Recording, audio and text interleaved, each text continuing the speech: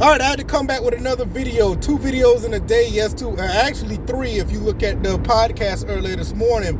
But nevertheless, let's talk more about this Kirk Cousins stuff. This pipeline that we have set up for Kirk Cousins is real. And this is another reason why that you may not really understand, but this is probably a great move, barring injury, because we know the Achilles.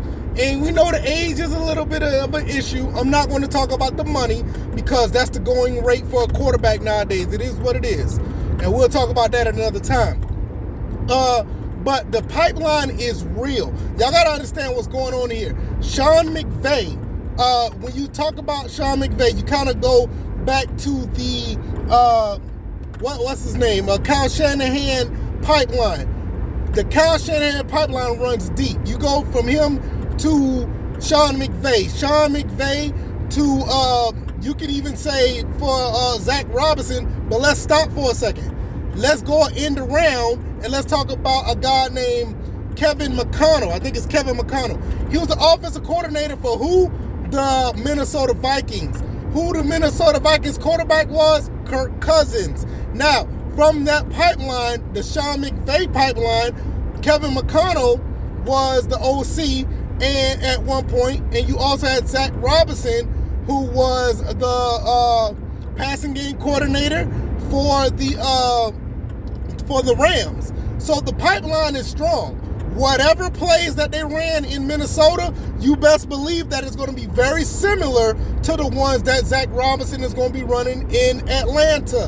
What does that mean? That means that Zach Robinson is going to give the blueprint to Kirk Cousins, and Kirk Cousins is going to learn this playbook extremely fast. Very, very fast. Very fast. Extremely fast. So quick. Extremely quick. So quick that it's not going to look like that he needs to learn anything. So with the distributor of the football is going to be a guy that knows the offense like the snap of a finger or the back of his hand. It is going to be very interesting to see how well this offense runs through this pipeline of coaches that's been trickling down through the Kyle Shanahan tree. Now, will we have an issue where the Kyle Shanahan tree don't produce results like a Super Bowl? Because we see how that go. But let's stop for a second. Sean McVay won the Super Bowl. So even though Kyle Shanahan hasn't won one, maybe something can happen with the Falcons. The Vikings kind of been in, turmoil in the playoffs. Can Kirk Cousins win a playoff game? Yeah, I think he's 1-4. But, it wasn't the best situation. It was a good situation, but it wasn't the best situation. You had to go through a lot of turmoil, or I'll say you had to go through a gauntlet when it came to the NFC North. The NFC South is a little bit easier. Let's be honest. I think we have the best quarterback, even with the Achilles tear recovery situation. I still think we have the best quarterback in the NFC South. Have you seen what happened with the Carolina Panthers? They just lost Brian Burns. They just lost another player, I think. And they're looking pretty bad right now. The Saints haven't made any big moves. Yes, they did re-sign Tyrann Mathieu, but they just lost. Well, I'm going to be honest with you, they haven't had Michael Thomas in a couple of years, but they lost Michael Thomas as well, and Derek Carr isn't the guy that we may think he is. Well, most teams, like the Saints, may not think he is. The Buccaneers still formidable. I cannot lie. They still got Baker Mayfield. They re-signed him to a Geno Smith-style contract or Daniel Jones-style contract. They end up getting Mike Evans. But they did lose a corner or two. So, what the Falcons look like right now? We lost Jeff Okudah. Okay. So next man up. It is a loss, but I still think the Falcons overall, they're intact much more than the rest of the NFC South. They did add a big piece to Kirk Cousins. I understand the salary cap. I understand the age. I do understand the Achilles injury that he's recovering from.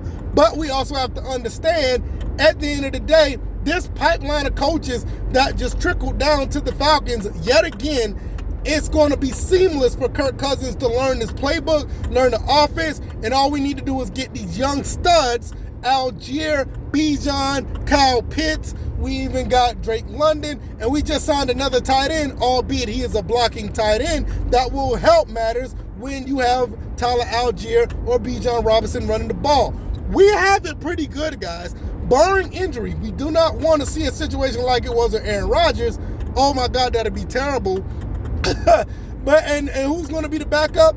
Possibly Taylor Heineke, possibly Desmond Ridder. And I'm going to talk about Desmond Ridder sometime down the road. Probably look for that on the next episode of the podcast, where Desmond Ridder's in a good situation, y'all. This, all of this is a lot of positivity here. When Kirk Cousins was signed, nobody questioned the ability. A lot of people are worrying about the age and the money, which is very valid, but the going rate for a quarterback is what it is right now, and the Achilles injury is a concern, but I don't think that the Falcons would have done anything this big without verifying that injury. He has another few months to get ready. He's been out of the league since not out of the league, but he has not been playing since week 8. So this is a really good time for him to recover. And I think he has a lot of weapons on this team, y'all. You keep him upright, long as he doesn't have to run, long as he can just throw the ball and get the ball out quickly, we could have a very successful season. Y'all let me know what y'all think. I am going home. I'm going to get ready to do the next episode of the podcast. I really appreciate you guys for sticking with me. I know the last video was kind of wonky with the calls coming in, but hey, that's how it is. Hey man, I'm a working blue collar brother, just making a podcast and having fun. And hopefully you guys are enjoying. Hit the like button, subscribe to the channel. We're gonna have more stuff going on. Shout out to everybody who's making content, and shout out to you guys for listening to all of us as well.